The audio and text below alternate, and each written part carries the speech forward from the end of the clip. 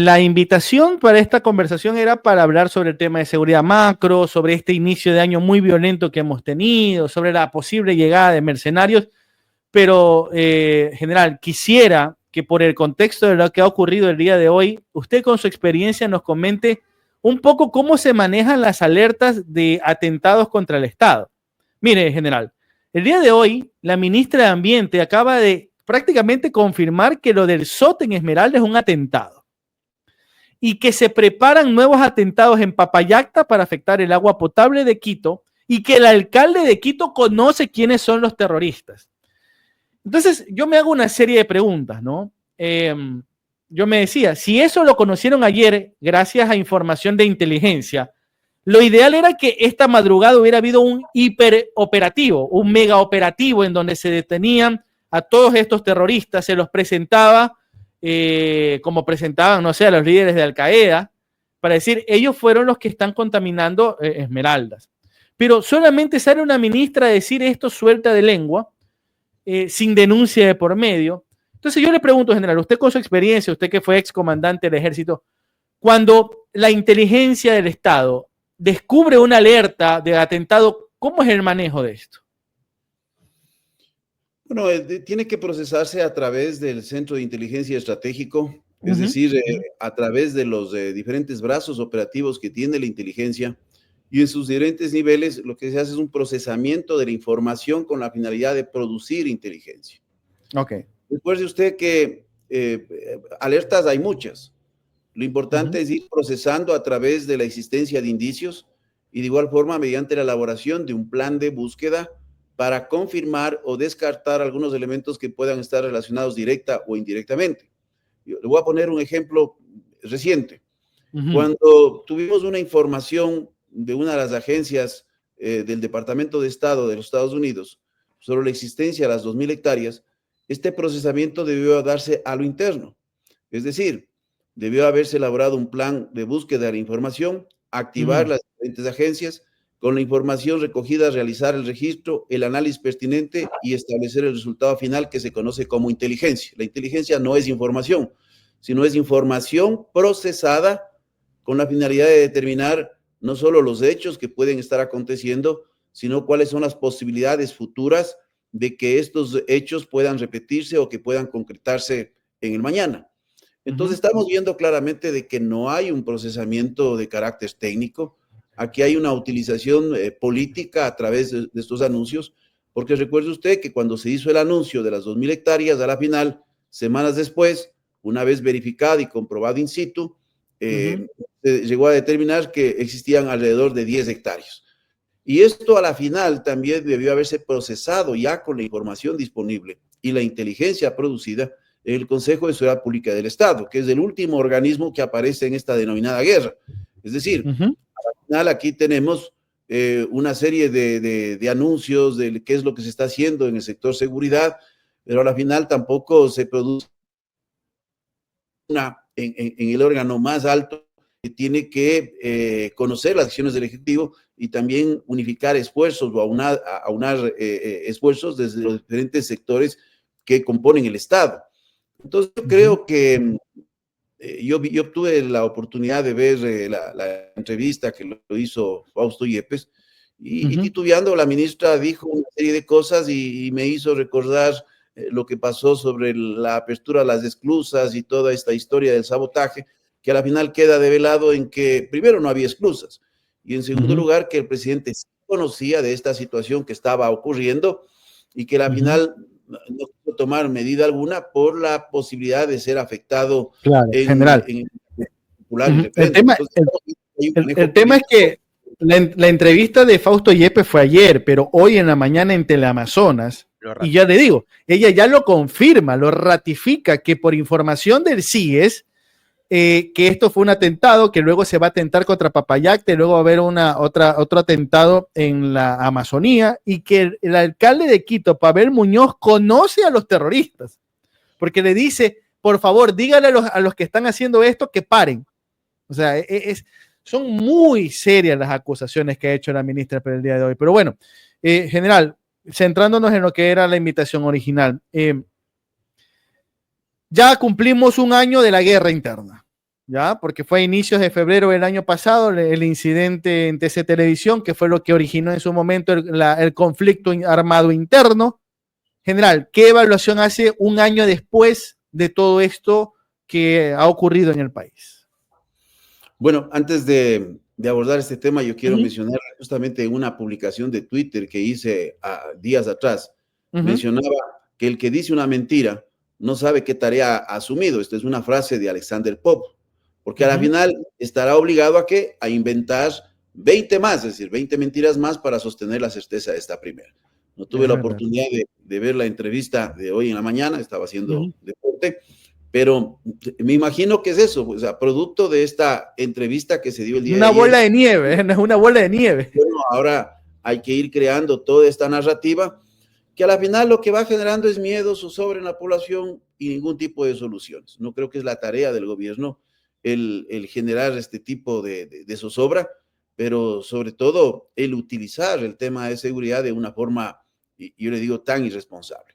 Bueno, la evaluación del Plan Fénix, primero, no se la puede hacer de una forma clara. ¿Por qué? Porque no sabemos cuál es la política pública. La política pública justamente tiene este adjetivo, público, que significa que tiene que haber transparencia y esa transparencia es para que pueda haber una rendición de cuentas. En una política pública tiene que existir objetivos, tienen que existir líneas estratégicas, tiene que existir inclusive un desglose de acciones estratégicas y si es posible indicadores, de tal forma de ir midiendo el avance o ir viendo el redireccionamiento, porque otra característica de una política pública es que esta tiene que ser flexible. Entonces, al no conocer la política pública y al tener simplemente algunos indicadores de violencia, en donde tenemos una disminución del nivel de violencia del 16% en respecto a tasa de homicidios, tampoco podemos decir que el país ha alcanzado grandes logros, porque nos ubicamos en el país más violento en tasa de homicidios de toda América Latina.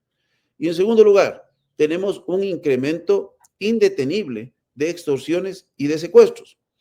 Y hay que recordar que el delito de la extorsión y el delito del secuestro dejan más huella que el propio homicidio en la sociedad. Y le voy a explicar por qué. Una persona que es secuestrada o una persona que es extorsionada, a la final queda en esta duda si mañana nuevamente volverá a recaer sobre esa persona una acción de carácter similar, a él o a sus familiares. Es una persona que ya no puede dormir, es una persona que vive en continuo miedo. A la final, el homicidio pasa por una etapa de luto, de resignación. Entonces, estamos viendo aquí que estos también son delitos contra la vida, que alteran las condiciones de normalidad de la vida de las personas. Entonces, cuando vemos estos datos, realmente le digo que impresionan, porque, mire, hemos tenido un crecimiento en homicidios que al final sí nos deja, o sea, digamos, un crecimiento en términos de extorsiones y de secuestro que nos deja a nosotros perplejos. Porque ¿cuál fue la cantidad de extorsiones que terminamos prácticamente al 31 de diciembre? 23.070 extorsiones versus 21.800 extorsiones que se dio en el año de 2023. Pero si vemos este crecimiento en los últimos, este periodo de gobierno entre Lazo y Daniel Noboa, hemos pasado en el 2020 de 1.210 extorsiones prácticamente a 23.000. Es decir, hemos multiplicado casi por 20 en términos de extorsiones.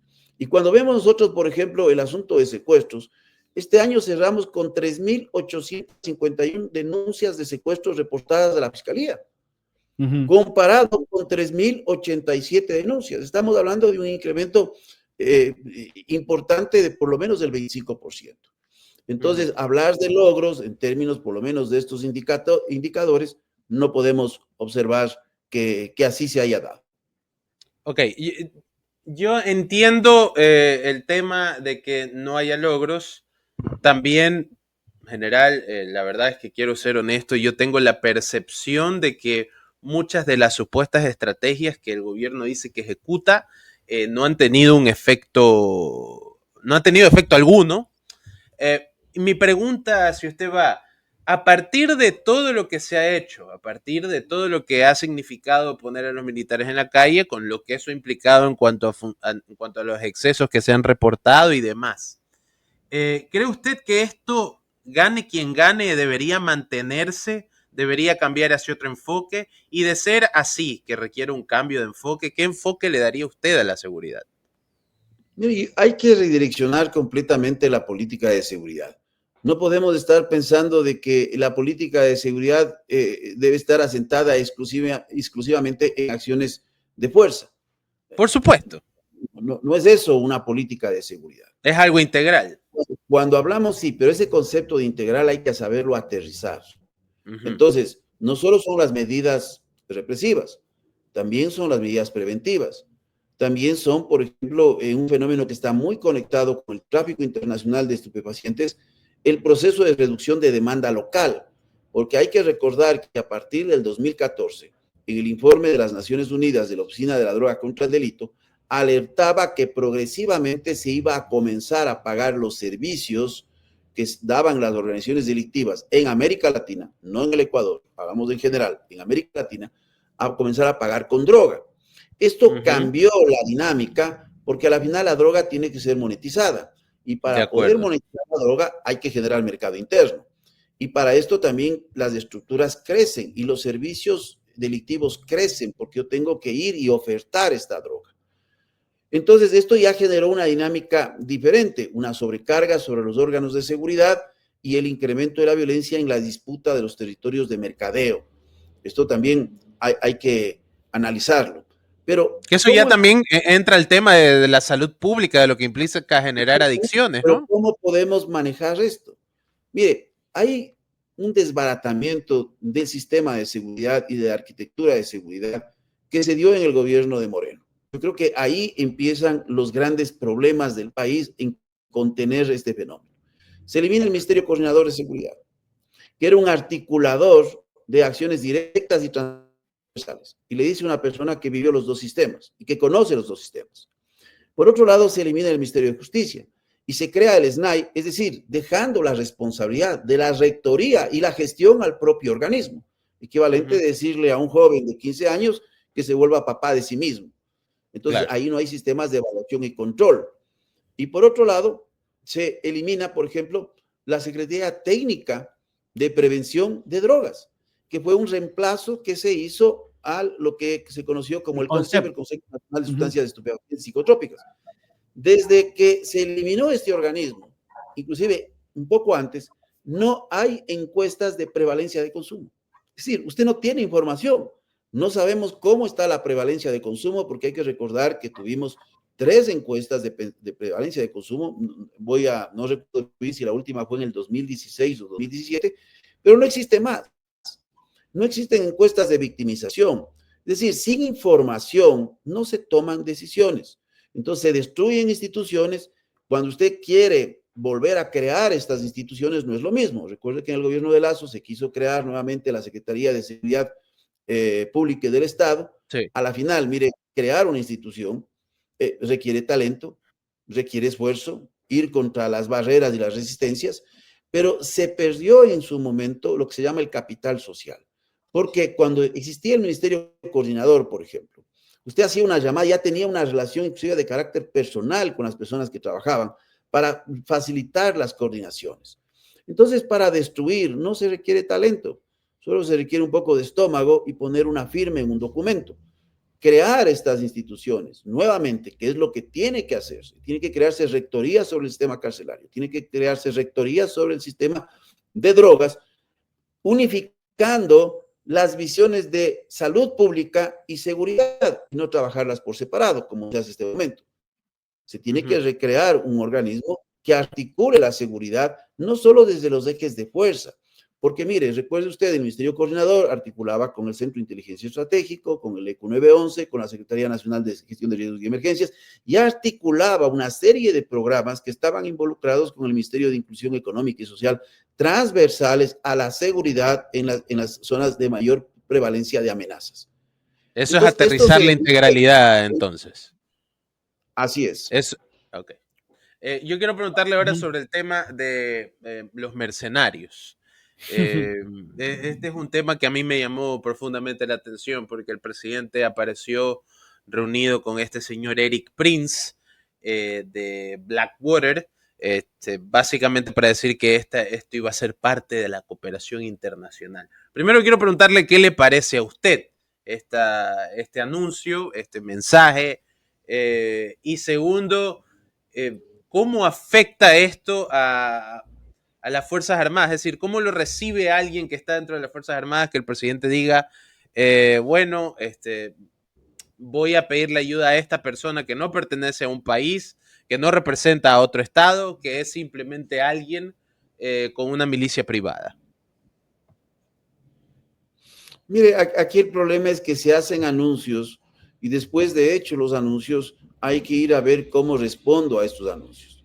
Todo esto empieza cuando el gobierno en un comunicado dice que van a venir fuerzas especiales internacionales. Eso está en el título del comunicado.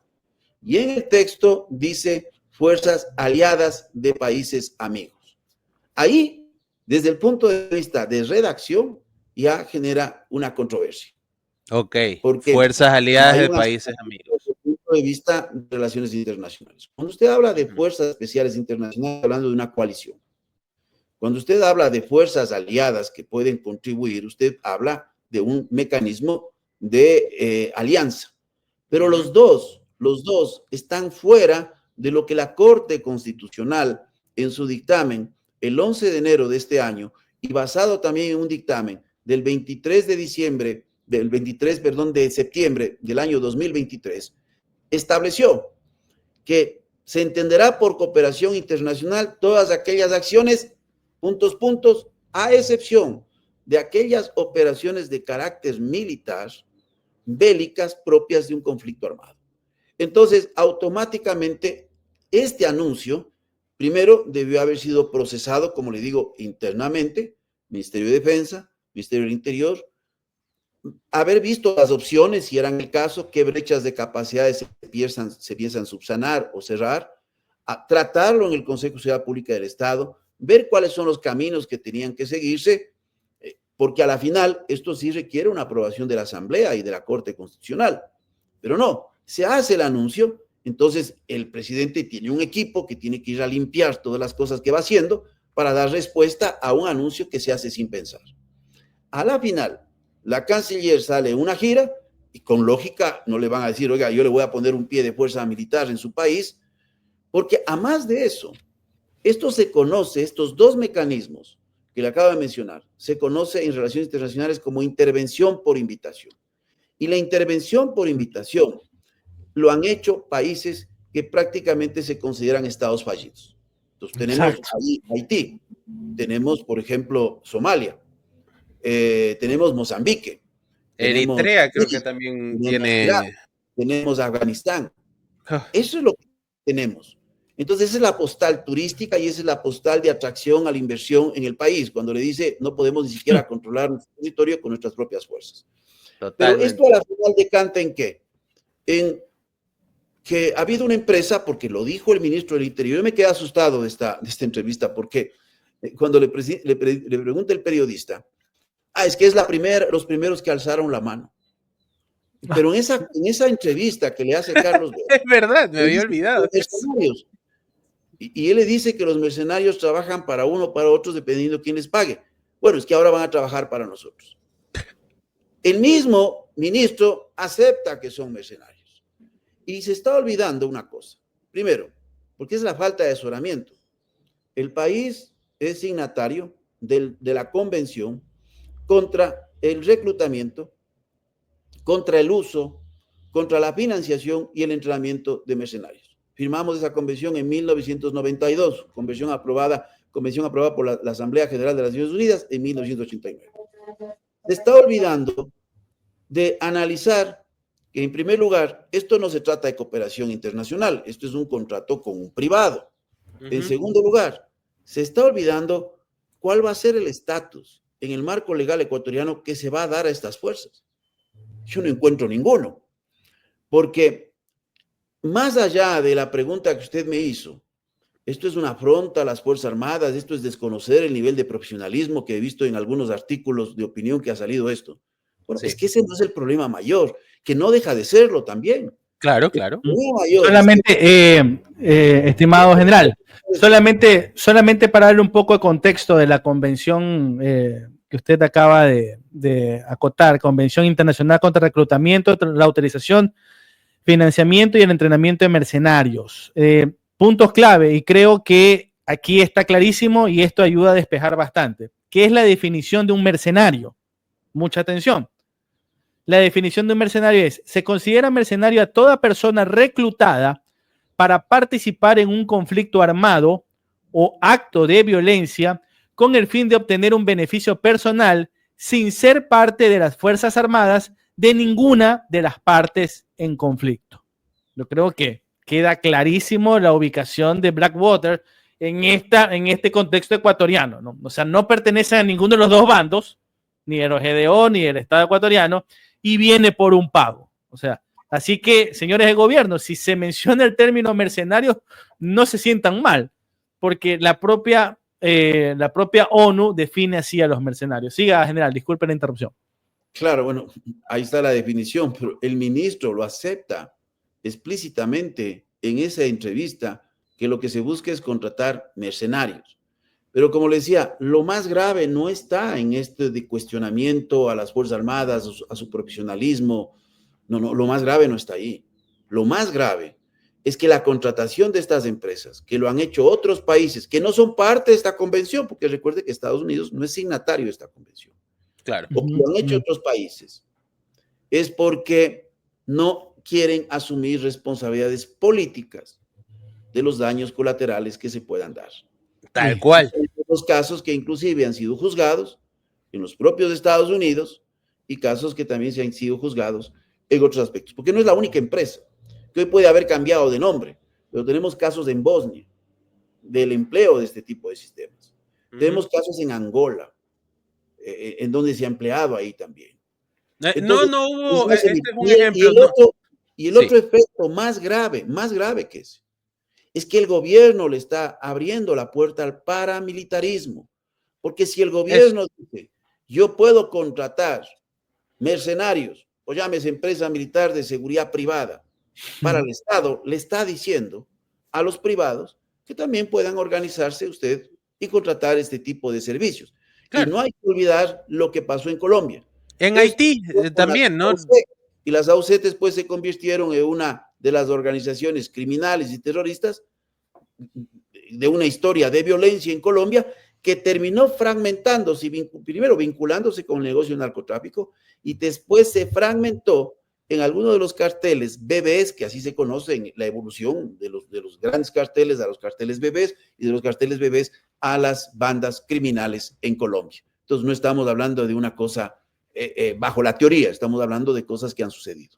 Claro, o sea, yo recuerdo que cuando asesinaron al presidente de Haití, a Jovenel Moïse, fue justamente, se encontraron que eran miembros de una milicia privada, ¿no? Eran mercenarios que pertenecían y que trabajaban para uno de estos grupos. Para terminar, quisiera saber su percepción y su opinión también sobre los excesos de las Fuerzas Armadas en cuanto al manejo de la seguridad en la calle, ¿no? Pasó lo de los chicos de las Malvinas, después hubo otras 28 denuncias más. Usted como excomandante del ejército, ¿qué opinión le refiere el hecho de que estemos viviendo estos excesos? ¿A qué se los puede adjudicar? ¿Es solamente algo de falla de protocolo? ¿Es falta de control en la psicología de la fuerza? ¿A qué se le puede atribuir esto en su experiencia personal, comandante general? Bueno, en primer lugar, lo que tiene que hacer el Ministerio de Defensa, que es el organismo político y administrativo de la defensa, es generar la transparencia para que se den los procesos de investigación. Esa es una obligatoriedad que tiene que hacerlo el sector público en general. Es lamentable si estos casos son verificados. El caso de los 4 de las Malvinas, en donde he hecho opinión al respecto, es claro el incumplimiento de protocolos. Pero esto no puede recaer exclusivamente en una sanción de carácter administrativo, porque estos protocolos incumplidos llevaron a la muerte a 4 menores de edad. Más allá de la condición que puedan tener, que recuerde usted que decían que son menores asaltantes, son criminales, Mire, el Estado no puede actuar como delincuente frente al delincuente. Y Claro. esto es un hecho lamentable porque no hubo la transparencia, no hubo un manejo adecuado de la crisis por parte del Ministerio de Defensa, siempre en este cálculo político, que a la final le pasó mayor factura. Porque si como ministro de Defensa conozco que el informe sobre los menores fue presentado 4 días después de ejecutado este patrullaje y porque ya comienza a generarse una inquietud sobre este aspecto y se pide a la patrulla que expliquen sobre esta detención, como ministro ya me genera una duda, porque diría, ¿por qué no se presentó, como es normal en los procedimientos operativos normales, de llegar a la base y entregar el informe de ese patrullaje o supuestamente esta custodia que estaba haciéndose? Entonces, no se trata de defender a rajatabla. La mejor defensa es la transparencia. Y eso yo creo que... Me parece espectacular que lo diga, porque justamente cuando he escuchado otras intervenciones de otros personajes vinculados a las Fuerzas Armadas, habla mucho de defender a la institución. Es refrescante escuchar a alguien que haya pertenecido y que diga, no solo es de defender a rajatabla, sino también de tomar medidas, ¿no? Claro, aquí tendrán que verse las situaciones. Mire, es que no podemos en el país, lastimosamente en un país extremadamente politizado, entonces aquí se liga al hecho político del gobierno. Claro que hay una falta de control político en esto de aquí. Porque recuerde usted que cuando se inicia el conflicto armado interno, se presentan algunas imágenes en las redes sociales que la gente aplaude. Yo fui uno de los pocos que hablé en ese momento y dije, esto no es correcto. No es correcto. Bueno, me cayeron las pedradas digitales. Bueno, a la final yo Lo bueno es que las pedradas digitales muchas veces las lanza una misma persona con 300 cuentas diferentes, ¿no? Entonces... Claro, pero vamos al hecho. Se aprovecha esta situación de zozobra y de miedo. Entonces, si sale un candidato y dice, bueno, yo ofrezco colocar un pelotón de fusilamiento en la plaza pública y vamos a matar a los delincuentes directamente, bueno, la gente va a aplaudir.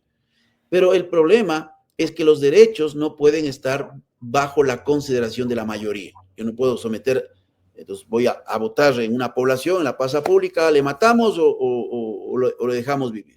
No se someten. Entonces hay que entender la responsabilidad del gobernante.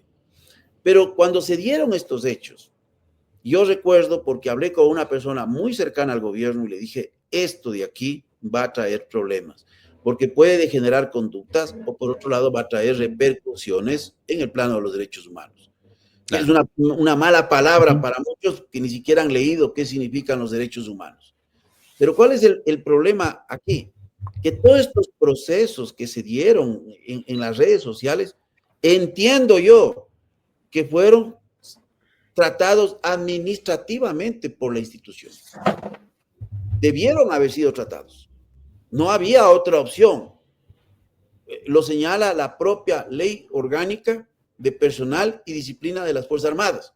Si yo tengo conocimiento como superior del potencial incumplimiento de normas internas, de protocolos internos, tengo que procesar internamente.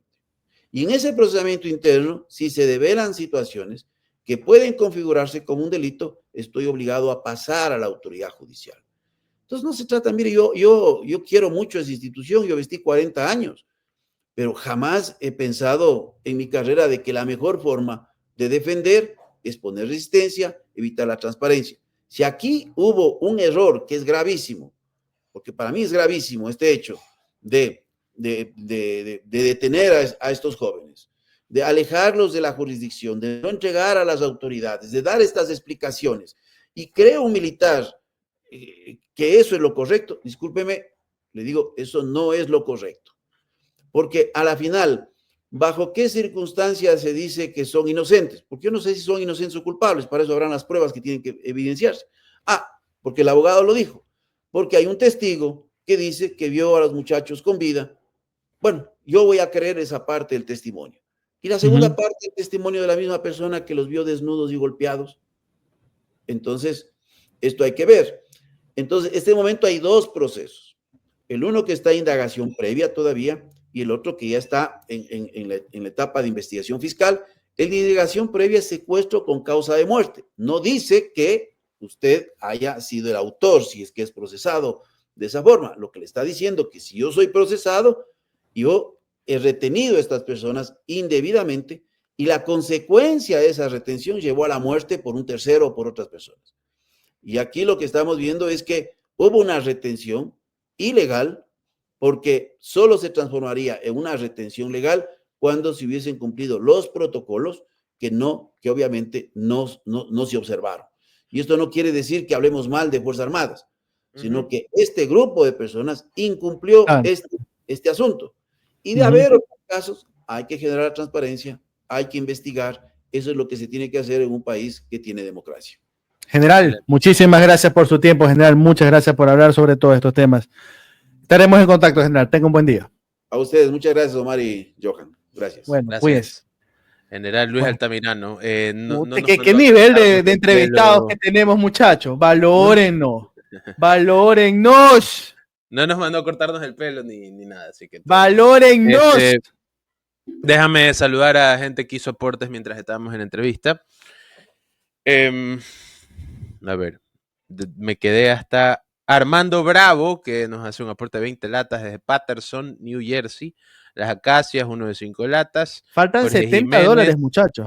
Faltan 70. María y Daniela, mi pequeño. Daniela, los años, qué linda. Gracias por estar de vuelta. Faltan $70, muchachos. Espero que el resentimiento que sea que hayas tenido contra nosotros y que por eso, y que es la razón de tu ausencia, se haya acabado y que podamos retomar nuestra hermosa relación de amistad y de nuestra relación fanaticada versus programa, básicamente. Faltan 70, Megamark. Faltan 70. Faltan 70. Pero bueno. Sí, andaba por aquí, pero calladita. Dice, ya está bien.